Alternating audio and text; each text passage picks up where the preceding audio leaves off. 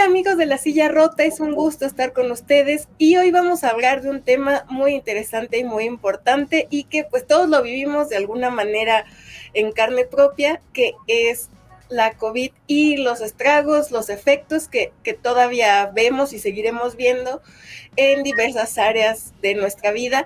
Y para hablar de este tema hoy tenemos aquí a un invitado muy especial, el doctor Manuel Suárez Lastra. El doctor es licenciado en Ciencias Políticas y Administración Pública, es maestro en Planeación Urbana y doctor en Geografía, y justamente acaba de participar en un trabajo que hizo la Universidad Nacional Autónoma de México, que es la década COVID en México, y él fue el encargado de uno de los tomos en el cual se habla de las ciudades mexicanas, las condiciones de habitabilidad en tiempos de pandemia. Doctor, es un gusto tenerlo aquí en La Silla Rota. ¿Cómo está? Muy bien, muchas gracias por la invitación y un saludo a todo tu auditorio. Muchísimas gracias, doctor. Doctor, pues me gustaría platicar justamente con usted cómo impactó la pandemia en la forma en la que vivimos en las ciudades, por ejemplo, aquí en la Ciudad de México. Digo, todos lo vivimos de diferente manera, pero ¿qué fue lo que detectaron ustedes en esta investigación? Bueno, a ver, como tú sabes, la colección son 15 libros con 15 grandes temas. Y a mí, junto con Alicia Sicardi, nos tocó coordinar el libro que corresponde a las ciudades. Sí. Y bueno, pues 80%, poco más de 80% de la población del país vive en zonas urbanas. Entonces, la dinámica de las ciudades, pues básicamente dicta cuál va a ser la dinámica de todo el país. Y en ese sentido, el libro se enfoca a las ciudades, pero se enfoca, a la vez está subdividido en 12 temas diferentes, ¿no? Por un lado, hablamos de la vivienda en renta, ¿no? Porque no son dinámicas diferentes, de la gente que no tiene vivienda, o sea, de la gente que está en condición de calle y cómo se habitan las calles de la ciudad.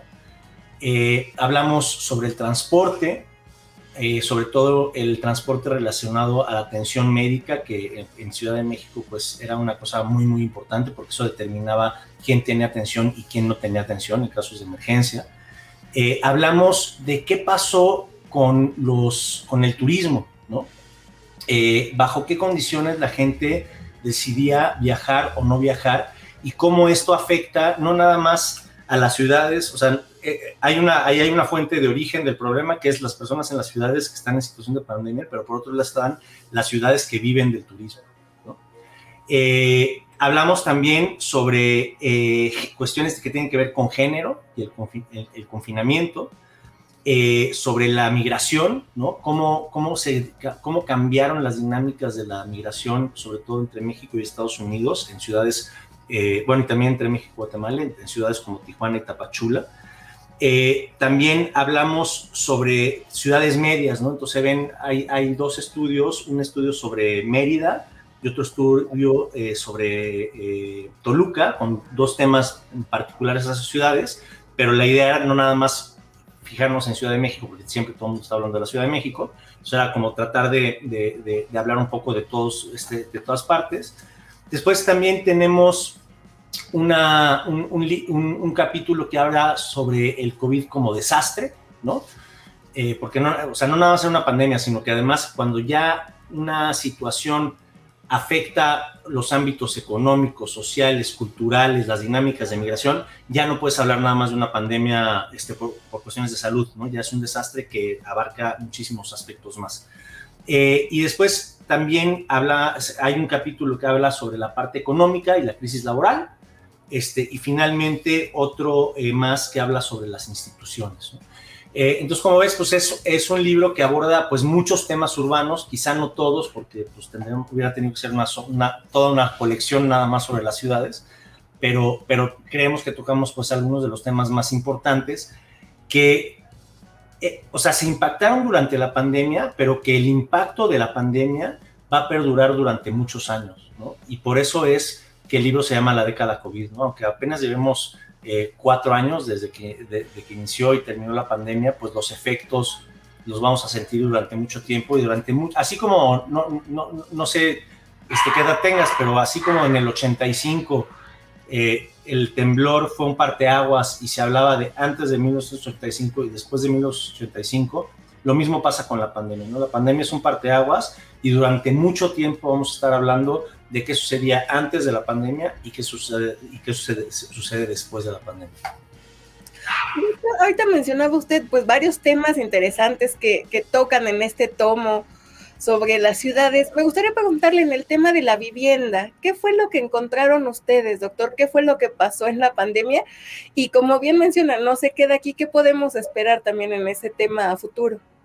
Pues mira, o sea, por un lado hay muchas dinámicas. Yo creo que algunas de las más importantes, más relevantes, esos capítulos los trabajan Alicia Sicardi, los trabaja Antonio Azuela, Silvia Emanueli, Sandra Murillo y Ali Ruiz Coronel, ¿no? Son las que ven la parte que tiene que ver con la vivienda. Y hay una dinámica muy importante porque, por ejemplo, uno pensaría, bueno, pues es que la gente que tiene ya su casa comprada, pues ya no la sufrió, ¿no? Pero no es cierto, porque si tú tienes tu casa, si tú tenías tu casa en hipoteca y de repente, y tu trabajo no era un trabajo remunerado de gobierno, donde te pudieron haber incluso removido de tu trabajo, ¿no? O dicho, o que te pudieron haber dicho, bueno, sí, pero te voy a pagar la mitad, o sí, pero ahorita no te va a pagar, no te voy a correr, pero no te voy a pagar, y cuando ya ahí en 8 meses hablamos, ¿no? Entonces, si tú estabas en una hipoteca, pues tenías un problema inmobiliario fortísimo, ¿no? Lo mismo pasa con la vivienda de renta, ¿no? O sea, hay mucha gente que tuvo que regresar a las casas de sus papás, a su pueblo, porque simplemente la situación económica que se vivía en la pandemia no te permitía continuar pagando renta.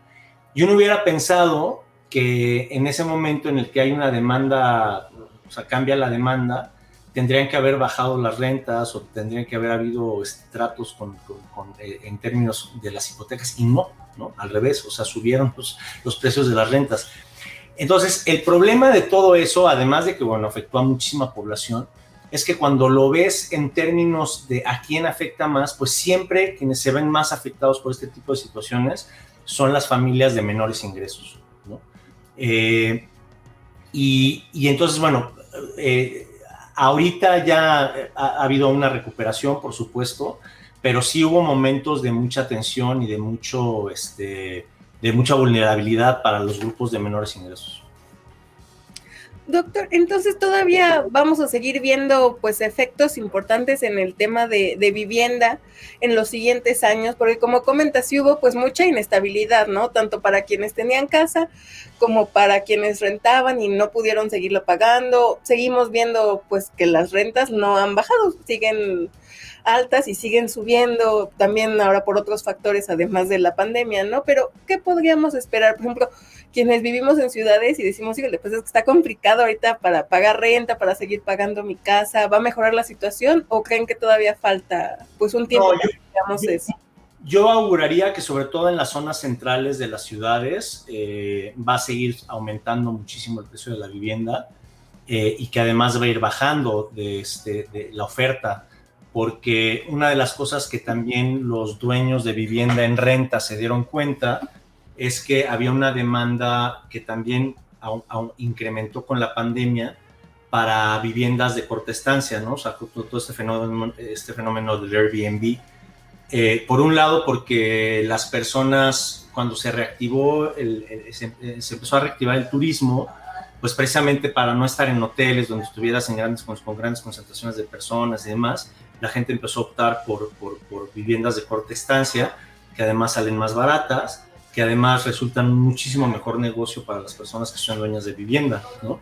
Entonces, esas viviendas que normalmente se hubieran rentado, se hubieran puesto como vivienda en renta para personas que viven en una ciudad, ahorita ya no están disponibles. Entonces, eso quiere decir, entonces es también un efecto de la pandemia que va a tener un efecto de largo plazo. Doctor, y tocaba usted también otro tema que pues es importante y y que en la pandemia pues fue también un factor interesante, importante en cuanto a la movilidad en las ciudades. ¿Qué fue lo que encontraron ustedes en el tema de transporte? ¿Qué tan complicado era también para los pacientes el poder llegar, por ejemplo, a las unidades de salud, a recibir atención médica? Y pues, ¿cómo ven el tema de transporte ahora? Pues nuevamente, mira, yo creo que del transporte hay mucho y desafortunadamente no pudimos hacer un capítulo solo de transporte porque no teníamos suficientes datos. Ahorita que ya estamos después de la pandemia, creo que se va a poder hacer un análisis mucho más exhaustivo de los cambios que hubo. Pero ese es un tema pendiente. Yo creo que hay, como todos los temas, el transporte es un tema multidimensional y habría que ver, por ejemplo, qué tanto más aumentaron los viajes en automóvil en ciudades como la Ciudad de México, donde el transporte público es muy importante, qué tanto más aumentaron los viajes en bicicleta, qué tanto más está aumentando el congestionamiento, los viajes en motocicleta y demás, ¿no? O sea, yo creo que ese es un tema importante que habrá que tocar, o sea, que hay que tocar y que yo estoy empezando a investigar ahora. Pero en el libro, lo que sí vemos es la parte que tiene que ver con el transporte durante la pandemia a hospitales para recibir atención médica. Y devengado de un estudio que habíamos hecho el doctor Carlos Galindo y yo hacía unos años, por ahí del 17, habíamos propuesto una situación hipotética, ¿no? De qué pasaría si todos nos enfermamos al mismo tiempo, ¿no? Era muy chistoso porque en esa época yo me acuerdo que platicando con Carlos, él había escrito, supongamos que estamos en una situación de pandemia, ¿no? Y yo le dije, ay, no, esas cosas no pasan, no lo pongas así, ¿no?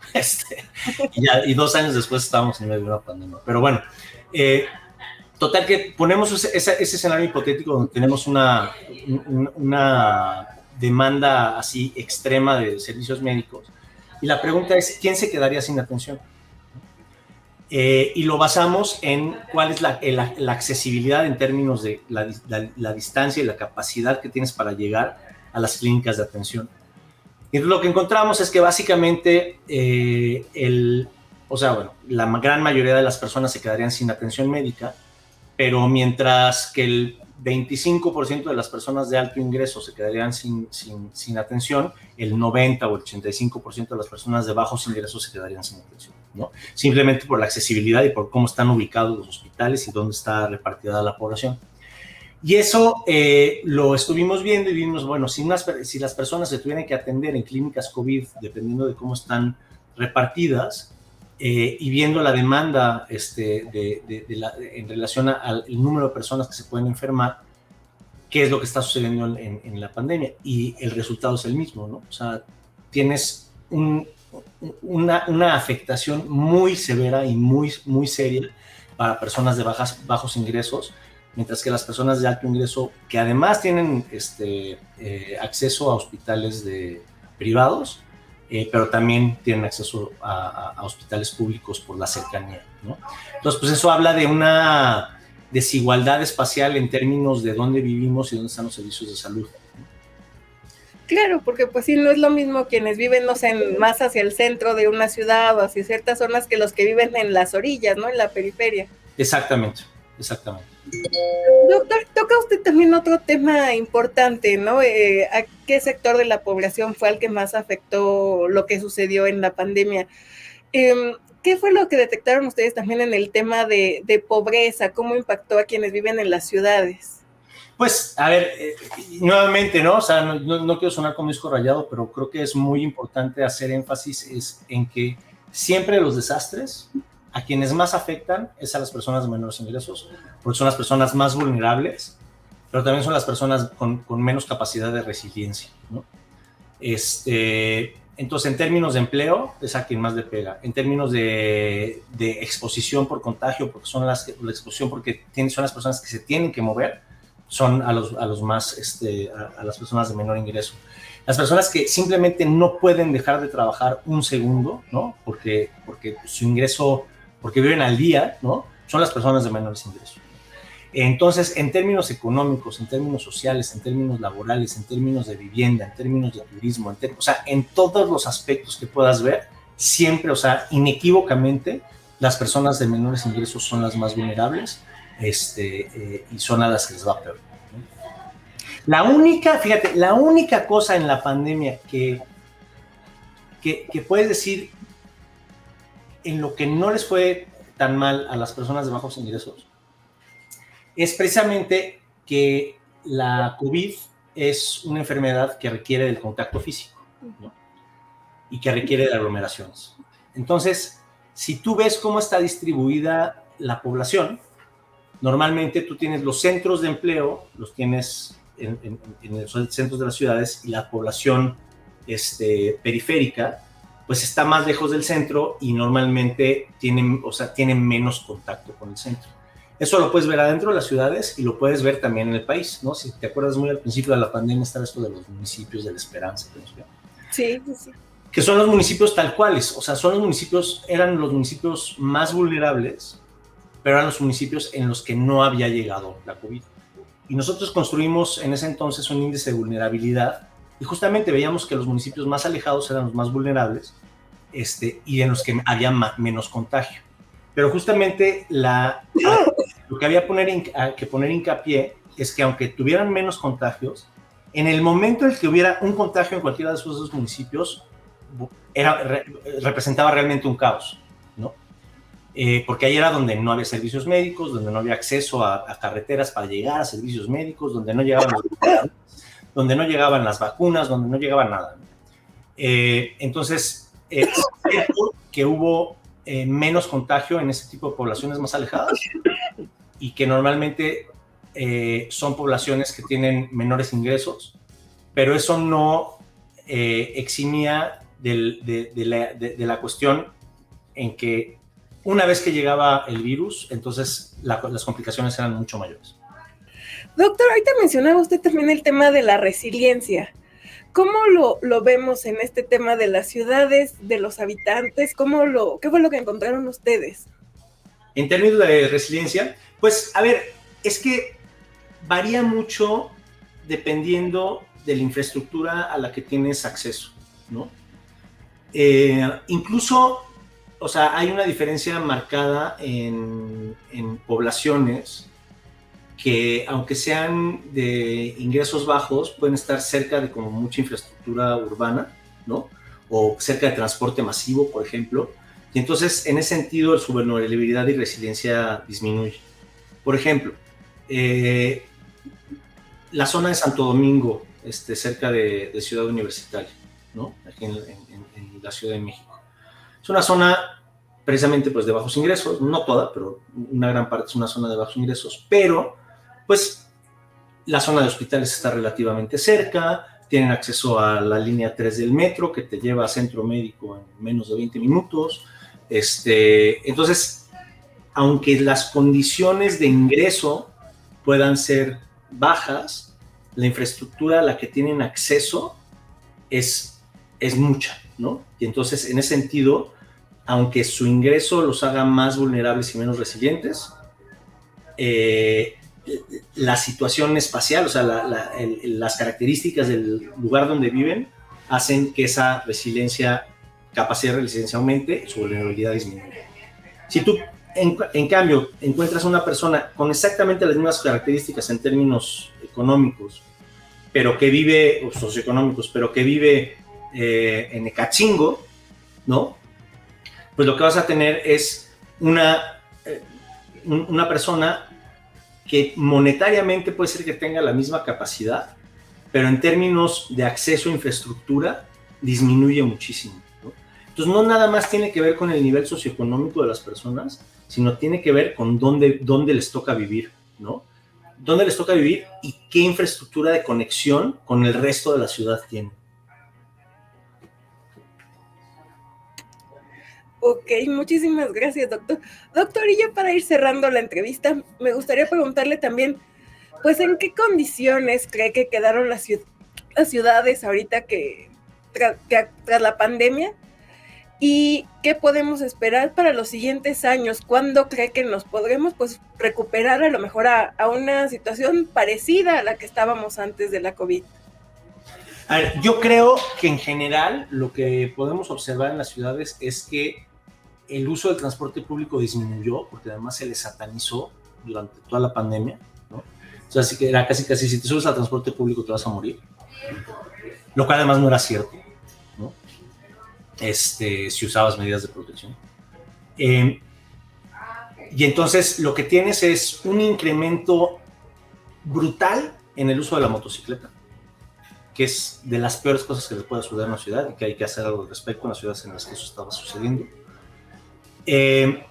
Un aumento también en el uso del automóvil particular, o sea, gente que no está usando el automóvil, que tenía automóvil pero que no lo estaba usando, ahora lo está usando, ¿no?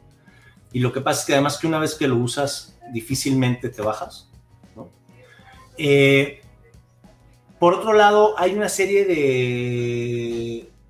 de cuestiones curiosas como la cuestión esta del teletrabajo, ¿no? Y que la gente que trabaja en oficinas, algunas se estén quedando un par de días en su casa a trabajar, ¿no?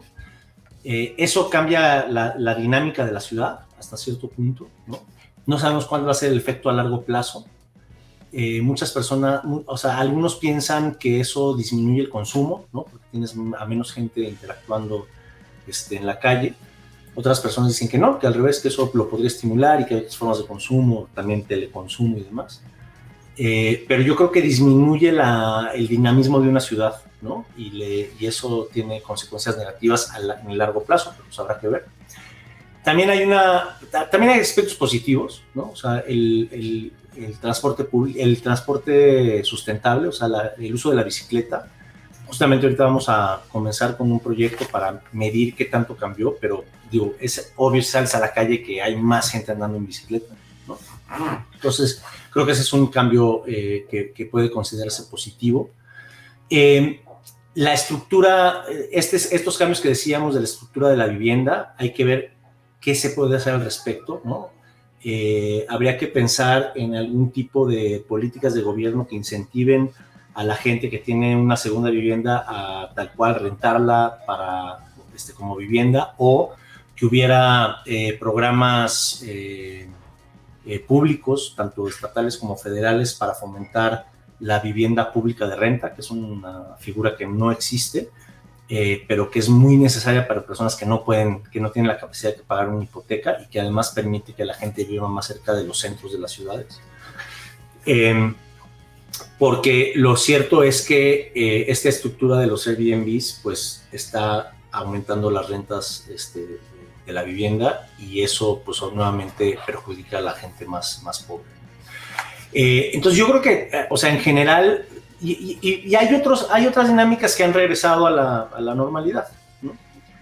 Bueno, todas con alguna arista, ¿no? Entonces yo creo que la pandemia, por un lado, fue para las ciudades un proceso de aprendizaje que nos permitió hacer cosas que no estábamos haciendo y que ahora las estamos haciendo.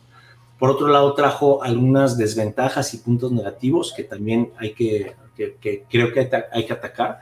Pero mi balance del efecto de la pandemia sobre las ciudades, yo no diría que es del todo negativo, ¿no? Yo creo que hay algunas cosas buenas, algunas cosas malas, que las malas son parecidas a las que ya siempre había habido, ¿no? Y que simplemente hay que encontrar estrategias gubernamentales para atacarlas, ¿no? Y políticas urbanas que las puedan contrarrestar, porque finalmente, a ver, el futuro del país y el futuro de la humanidad está en las ciudades, no está fuera de las ciudades. Entonces, si no las hacemos sustentables, si no las hacemos funcionales, si no las hacemos eficientes, pues también el futuro del resto del planeta está en riesgo, ¿no? Porque aquí es donde, en las ciudades es donde está concentrada la población. Doctor, y por último me gustaría preguntarle, pues ahorita comentaba, ya está trabajando también en otros proyectos. ¿Cuáles tienen puerta ahorita? Pues ahorita el que más me emociona es de bicicletas, ¿no? Porque pues yo he trabajado desde 2007 en toda la parte de infraestructura ciclista de la Ciudad de México. Entonces me interesa mucho saber qué pasó con la pandemia, porque durante la pandemia pues también hubo mucho crecimiento de la infraestructura ciclista, ¿no? Entonces ver cómo se está utilizando esa infraestructura, si está siendo eficiente o no, qué tanto cambiaron los viajes, si son más largos, si cambian los propósitos. O sea, creo que es muy importante, pero además sobre todo porque yo, así a ojo de buen cubero, estimo que al menos subieron de 3 a 5%, ¿no? que había sido como una meta así histórica, ¿no? Para la Ciudad de México, y yo estoy casi seguro que ya estamos ahí. Entonces, ese me emociona mucho. Y por otro lado, lo que te decía de ver exactamente qué está pasando con el transporte en la Ciudad de México en general, ¿no? Parte lo voy a combinar con este estudio de bicicletas, pero creo que es bien interesante ver por qué hay una coyuntura, o sea, aunque pasamos justamente por un periodo donde la inversión en infraestructura de transporte ha sido mucho, ¿no? Nuevas líneas de Metrobús, nuevas líneas de cablebús y demás, los tranvías, pero también pues, se cayó el metro, se quemó el centro de control, entonces ahí tienes 5 líneas que están operando a la mitad de la capacidad. ¿Dónde están esas personas? ¿Cómo están viajando? Va a regresar al punto anterior cuando empieza a funcionar el metro nuevamente a toda su capacidad o no. Entonces, todas esas son preguntas muy interesantes que pues, van a ser parte de un proyecto. Perfecto, pues ya estaremos platicando con usted ¿seguro? Próximamente sobre estos temas. Muchísimas gracias por la entrevista, doctor. A ti, Mariluz, que esté muy bien. Y nuevamente un saludo a todo tu auditorio. Pues muchas gracias, amigos de La Silla Rota, por vernos. Nos estaremos viendo en otros videos. Hasta luego.